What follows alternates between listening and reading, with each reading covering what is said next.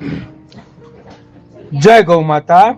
આજે તારીખ 23/3/2025 ના રોજ કરુણા સેવક ગૌસેવા ચેરિટેબલ ટ્રસ્ટ શ્યામ તથા આત્મી વિલા મહિલા મંડળની ગૌસેવિકા બહેનોએ સુરત પાંજરાપોળ આખાખોલ ગામની ગૌશાળાની બધી જ ગમાણ અને અવેડાની સાફ સફાઈ કર્યા બાદ શ્યામ મહિલા મંડળના સહયોગથી 18 બોરી મિક્સ ખાંડ સુરત પાંજરાપોળ આખાખોલ ગામની ગૌશાળાના ગૌવંશને અર્પણ કર્યું। જય ગૌ માતા, જય ગોપાલ।